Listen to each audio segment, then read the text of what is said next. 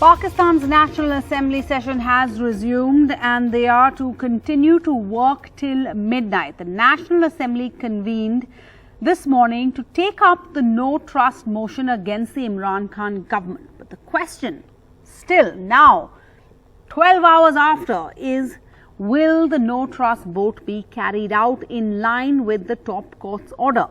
Prime Minister Imran Khan has called a cabinet meet at his residence at 9 p.m. The agenda of that cabinet meeting is unclear. As per a Supreme Court ruling, the trust vote has to be conducted by tonight. But according to local media, the Pakistan Speaker has told the opposition that he will not allow this trust vote. And going by the numbers, the cricketer turned politician and Pakistan Tehreek-e-Insaf, or PTI leader, has little chance of surviving a trust vote if it goes ahead. Now, earlier in the day, Imran Khan's party reportedly filed a plea against the Supreme Court ruling which paved the way for this no trust vote. We're now told that PTI lawyers will be filing this review plea on Monday, given that over the weekend the courts were closed. Now, as proceedings of the Pakistan National Assembly, or the NA session, began this morning with the specific mandate to take up the no confidence motion against the government and the election of the new leader of the House, the Pakistan People's Party chairman Bilawal Bhutto spoke in the assembly. He urged the speaker to uphold the Supreme Court's order and carry out the no confidence vote in accordance with the parliamentary laws. The opposition parties allege that Imran Khan is trying to delay the vote and that the collision between the PM and the House Speaker is clear. The Speaker is a member of the PTI. Now, the opposition says it has more than 172 votes in the 342-seat assembly, which needs a quarter of members present for a quorum. And Prime Minister Imran Khan has claimed that foreign powers are trying to topple his government and that Pakistan's lawmakers are being traded like sheep to accomplish this. But he has not provided any proof as of now to back up these allegations. जनाब speaker, मैं गुजारिश करना चाहता हूं कि आज जो supreme court का जो हुक्म है, जो ऑर्डर है, आप आज उसके ताबे आप हाउस की कार्रवाई चलाएंगे। आज आप सही मानों में स्पीकर का किरदार अदा करके तारीख में सुनहरे हरूफ पे नाम लिखा लें। ये मौका, it is a moment. You must catch this moment with your conviction, with your heart and your mind. Don't go by the dictation of selected prime minister. मेरी आपसे दस्तबस्ता अर्जी है कि जो एक इंटरनेशनल कंस्पिरेसी के हवाले से एक बात उठी है, उसके हवाले से भी हम चाहते हैं कि आज इसके ऊपर बात हो। This order of Supreme Court of Pakistan,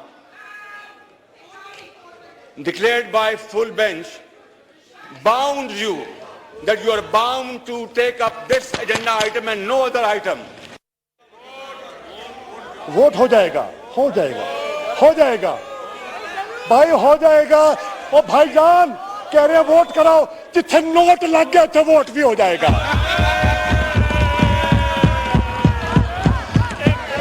देखिए, अब देखिए, मैं अपने जूनियर पार्लियामेंटेरियन को बताता हूं।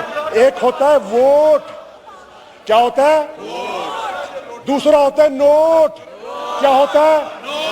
और तीसरा होता है खोट। फैसला आप कर लें। मैं जरदारी साहब ये क्लियर करूं कि बिल्कुल मैं सुप्रीम कोर्ट का जो डिसीजन है उसको ट्रू स्पिरिट के साथ इंप्लीमेंट करूंगा और उसके ऊपर अमल दवारा करूंगी। जी असद महमूद साहब please. So, is it the end game for Imran Khan, or could it be that the PTI is still holding some cards close to its chest? Joining us on Left, Right and Centre tonight, we have Dr. Aisha Siddiqui, Senior Fellow, the Department of War Studies at the King's College in London. She's also the author of Military Incorporated and other books on Pakistan's military and politics. We have Abdul Samad Yaqub, spokesperson of the PTI, and Mr. Sharad Sabharwal, former Indian High Commissioner to Pakistan. Mr. Yaqub, to you first. What is going on there in Pakistan right now? You have the clock ticking. The Supreme Court has ordered that this trust vote go ahead today. Yet you have Imran Khan calling for a cabinet meeting, even as this clock ticks for a vote that PM Khan is widely expected to lose. What's on the agenda for this cabinet meeting, sir? Why has it been called now? Well, first of all, thanks for giving me opportunity to share a screen with Aisha Siddiqa, and it's really an honor for me. And secondly, what is going in the parliament is we are abiding by the verdict of the Supreme Court, which says that the voting must be held during the session. Now, the interpretation of the session is not, it is not a time barred. I mean, we are not supposed to hold the voting today. During the session can be lasted longer than a day or even longer than a week normally. So I think and I personally believe that it seems like the voting is not going to be possible or possibly held today. That's what I perceive. And secondly, when normally the practice is when the Prime Minister calls a cabinet meeting, and especially such kind of extraordinary timing, it is normally called to get an approval from the cabinet. Now I don't know the precise agenda of the cabinet, but I believe that there would be some approvals after that. The definition of when the session, when this vote is supposed to take place, but this clearly sounds like what the opposition is saying, a delaying tactic. What do you hope to achieve, sir, by postponing this vote? Do you have the numbers or not? Well, now I believe that the numbers are irrelevant since the opposition has shown their numbers, and apparently on the opposition bench they have a clear majority. But now I believe it's irrelevant in a sense that we are going to the next phase. I mean, now when the voting will be, the result will be obvious when the voting will be held. But there are some cards which we need to play before end it up. Aisha Siddiqui, your response? Well, you know, it's very interesting what the spokesman of the PTI said, that they have an understanding, which means PTI has an understanding that they've lost the vote. I think they should be more graceful about it. Hold the voting, allow the voting to take place instead of filibustering the parliamentary debate or filibustering the decision to go ahead with the vote. Hold it. See what the parliament has decided and move on. I mean, if they're saying, PTI's claim is that we are eager to go on early election. So let the parliament, and they've already dissolved the parliament. So what is this about calling cabinet meeting at residence, Imran Khan's residence in Banigala? I mean, effectively, there is no cabinet.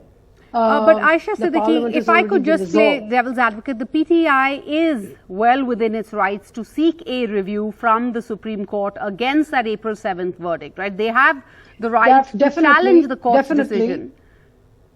Even though, I mean, if that happened on Monday, they would not come to bear on this vote, though. Yeah, can I go ahead, ma'am? Answer, please. Nobody is saying that it's not their right to appeal the verdict. Yet, the fact is that we don't have this understanding that the Supreme Court, it will be Supreme Court's decision if they give them a stay order, a status quo, and stay the proceedings of the Parliament and say, wait for another decision on this appeal. But until it comes, the decision stands. This is the decision which the Supreme Court has given stands. I mean, firstly, I don't see how come the Supreme Court, in which the bench, which included the Chief Justice of the Supreme Court, will reverse its decision. They haven't shown any letter indicating the court demanded it.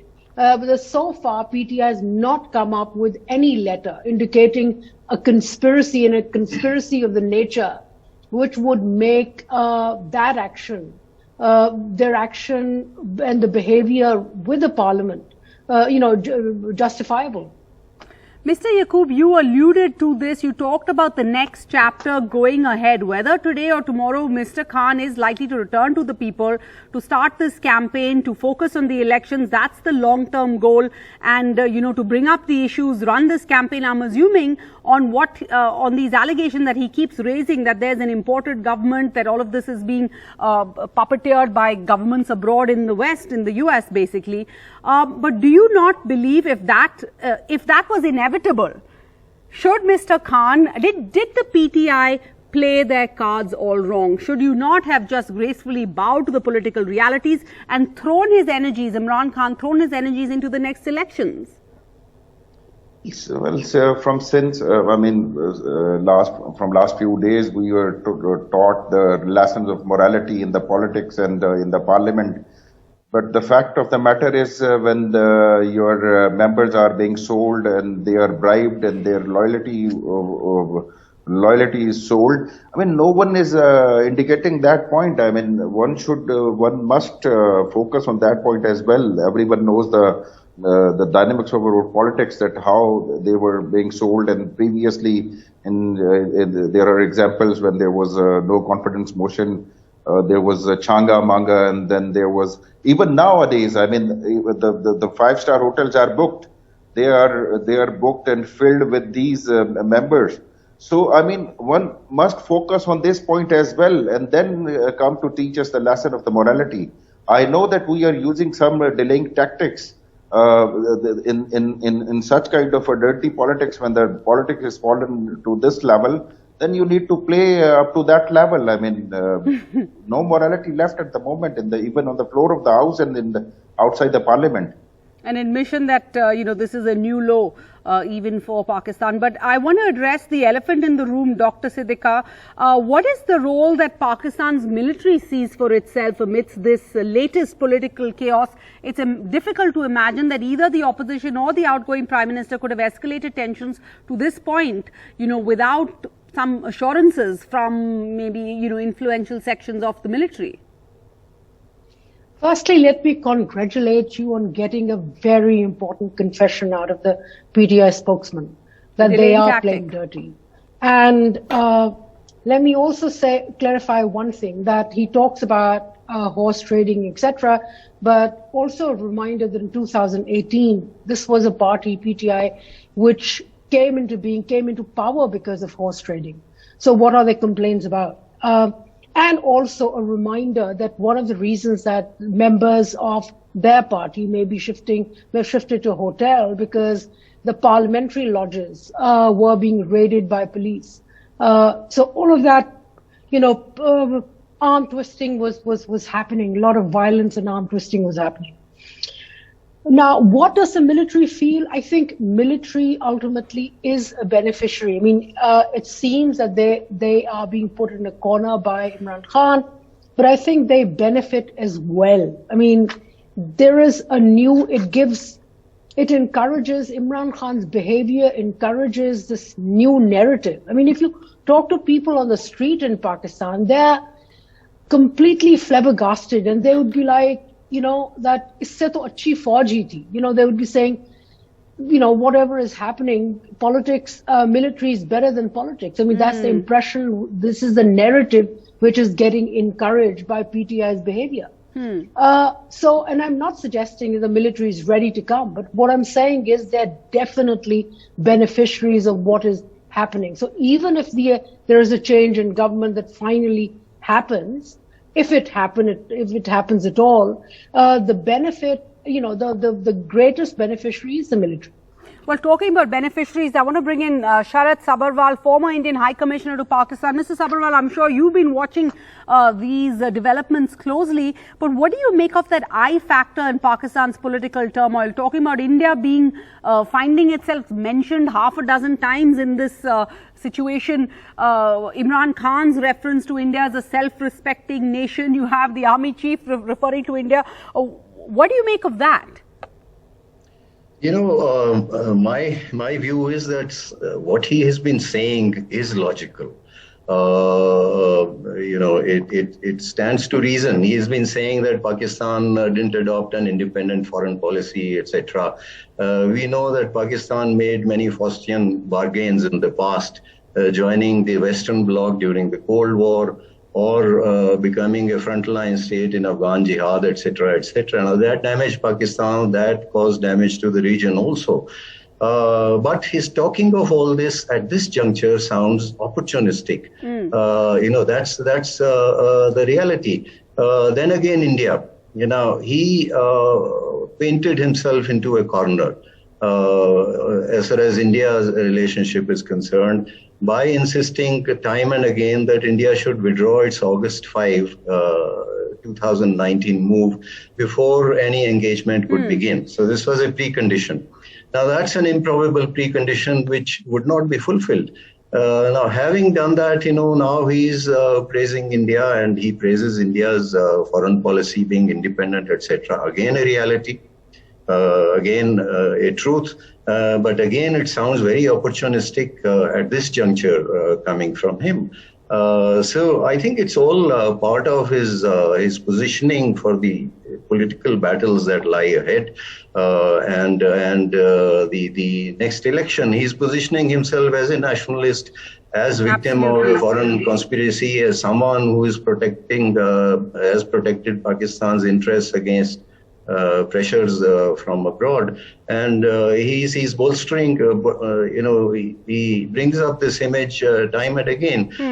So all this, though realities, are part of a campaign to build up this image, and to my mind, they sound a bit opportunistic at this time. All right. I have just about 2 minutes. Dr. Siddique, I want to ask you, you have the PTI spokesperson admitting that there are attempts on, to postpone this, to gain time.